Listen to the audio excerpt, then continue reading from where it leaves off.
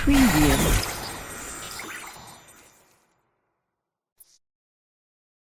दोस्तों, हम इंसान लगातार अंतरिक्ष और सौरमंडल के ग्रहों के बारे में पता लगाने पर जोर दे रहे हैं और ये हमारी जिज्ञासा को दिन प्रतिदिन बढ़ता जा रहा है। जैसे जैसे हमें इसके बारे में पता चलता जा रहा है, हमारी जिज्ञासा और भी ज्यादा बढ़ने लगी है।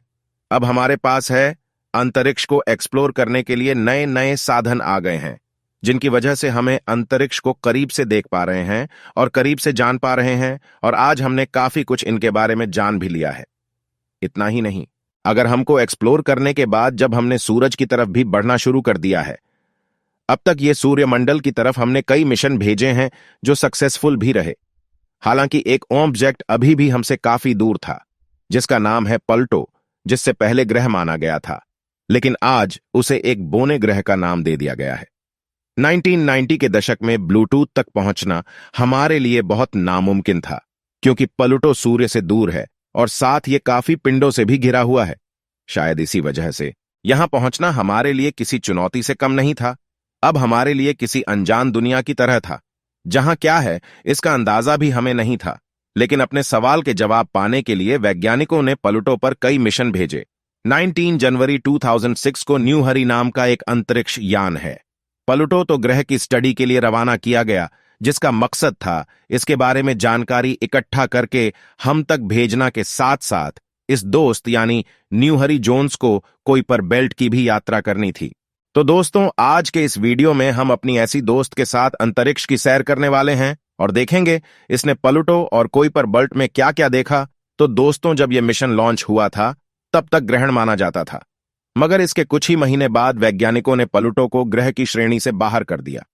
जनवरी 2006 में यह अंतरिक्ष के लिए जाता है और 9 साल की लंबी यात्रा करने के बाद 4 जनवरी 2015 को प्लूटो के पास पहुंचा, जिसके बाद इसने रिसर्च का आरंभ किया। लेकिन दोस्तों को इसने ब्लूटूथ से 20, 30, 0,0,0,0 किलोमीटर की दूरी से ही इसका अध्ययन करना शुरू कर दिया था, और इस यानी के साथ साथ उसके उपग्रह शेरन की फोटो भी कैप्चर कर ली थी। इस तस्वीर में प्लूटो अपने उपग्रह से काफी छोटा दिखाई दिया। हालांकि यह तस्वीर काफी धुंधली थी, लेकिन जैसे जैसे अंतरिक्ष यान के पास जाने लगा, वैसे वैसे ये तस्वीरें भी साफ होती चली गईं। फिर 9 अप्रैल 2015 में जब इस अंतरिक्ष यान ने प्लूटो और शरण की पहली रंगीन पिक्चर को कैप्चर किया था, आपके स्क्रीन पर है जो तस्वीर है वो मई 2015 की तस्वीर है। यह तस्वीर 50 से 55 मिलियन किलोमीटर की दूरी से खींची गई है, जिसमें प्लूटो है अपने अक्ष पर घूर्णन करता हुआ नजर आ रहा था। जब यहां से 210 लाख किलोमीटर की दूरी पर था, तब तो मई 11 से ऐसे पिंडों की खोज शुरू हुई जो अभी तक देखे नहीं गए थे और जिनसे इस अंतरिक्ष मुसाफिर के टकराने का खतरा भी हो सकता था, क्योंकि हम उन पिंडों से अनजान थे और हमारे पास उनकी कोई भी जानकारी मौजूद नहीं थी। जून 2015 में दलितों की जो तस्वीर ली गई, उसमें वह हिस्सा दिखाई दिया जो समीप गमन के समय सामने होगा। ये 18 मिलियन किलोमीटर की दूरी से ली गई रंगीन तस्वीर है। 4 जुलाई 2015 को न्यू हॉरिजॉन्स के सॉफ्टवेयर में कुछ आ गई थी, जिसके कारण है यह सेफ मोड में चला गया, ताकि जब तक समस्या का समाधान नहीं निकाला जा सके, यह वैज्ञानिक अन्वेषण बंद कर रखे। उसके बाद वैज्ञानिकों ने समस्या ठीक करके 7 जुलाई को यह अंतरिक्ष यान वापस से अपने काम पर लग गया। दोस्तों, जैसे जैसे अंतरिक्ष यान के नजदीक पहुंचा गया, वैसे ही तस्वीरें साफ होती जाती। उसके बाद वह पल आ ही गया जिसका हमें 9 साल से इंतजार था। 14 जुलाई 2015 को न्यू हरी जॉन से अंतरिक्ष यान प्लूटो ग्रह के पास से गुजरा। इस समय इस यान की प्रो से दूरी लगभग ये 12,500 किलोमीटर थी। प्लूटो के पास से गुजरते वक्त कई सारी तस्वीरें कैप्चर कर लीं।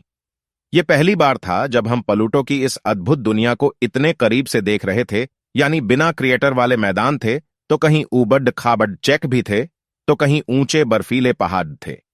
इन तस्वीरों से यह अंदाजा लगाया गया कि प्लूटो जियोलॉजिकल रूप से काफी एक्टिव था।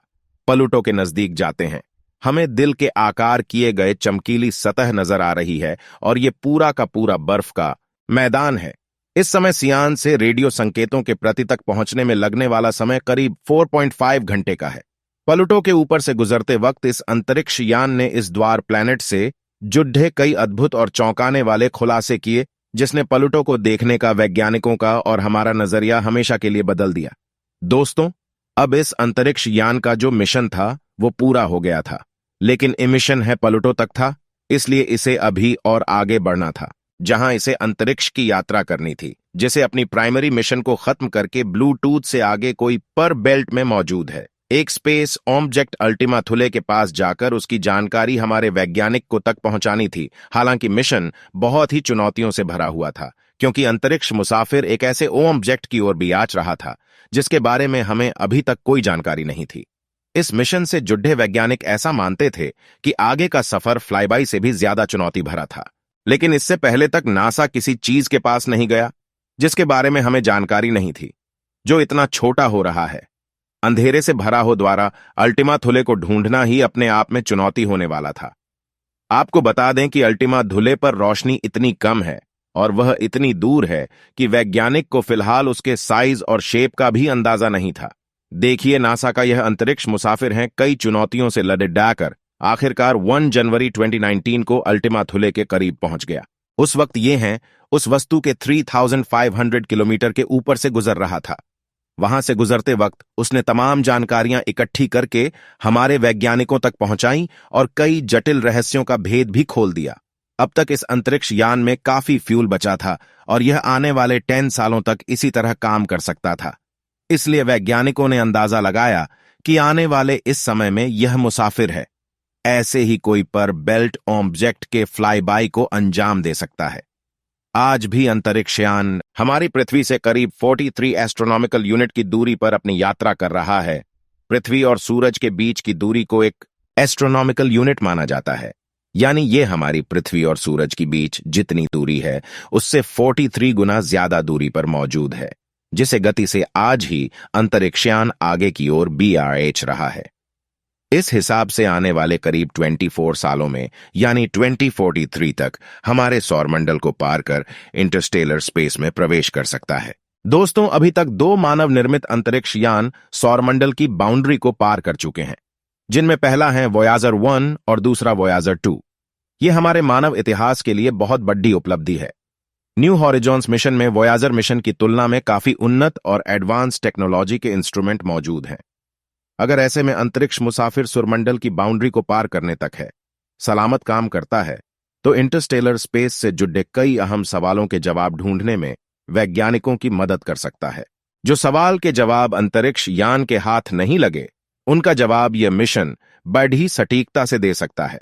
दोस्तों, इंटरस्टेलर स्पेस ब्रह्मांड का हिस्सा है जहां सूरज के गुरुत्वाकर्षण का प्रभाव खत्म हो जाता है। इस क्षेत्र में हमारे 2 अंतरिक्ष यान आज यात्रा कर रहे हैं और वहां की जानकारी भी अभी हमारे पास भेज रहे हैं। पर कुछ साइंटिस्ट का मानना है कि असल में हमारे सौर मंडल की बाउंड्री नहीं है, बल्कि इससे भी आगे आए।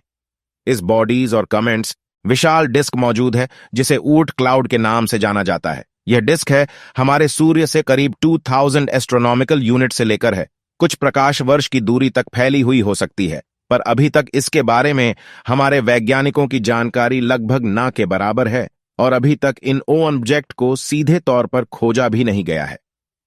पर जिस तरह से आईसी कॉमेंट्स से समय समय पर हमारे इनर सोलर सिस्टम में दाखिल होते रहते हैं, उससे वैज्ञानिकों ने यह अनुमान लगाया है कि बॉडी से में मौजूद होते हैं और हमारे सूरज की ग्रेविटी की वजह से कई बार इसकी ओर खींचे चले आते हैं। ऐसे में अगर हमारे सौर मंडल की बाउंड्री मान लिया जाए तो किसी भी इंसानी मिशन को सही तरीके से हमारे सौर मंडल को पार कर इंटरस्टेलर स्पेस में प्रवेश करने में लाखों साल का समय लग सकता है। वैसे दोस्तों, आपको और हमें अंतरिक्ष यात्रा हमेशा याद रहेंगी, क्योंकि इसने हमें एक ऐसी दुनिया दिखाई है जिसके बारे में हम ना के बराबर जानते थे। आज भी ये अंतरिक्ष यात्री अपनी यात्रा में आगे बढ़ रहा है और हमारी शुभकामनाएं इसके साथ है। आज की वीडियो में बस इतना ही। अगर आपको वीडियो पसंद आया तो लाइक कीजिए और ऐसी वीडियोस के लिए चैनल को सब्सक्राइब जरूर करें। धन्यवाद। जय हिंद, जय भारत।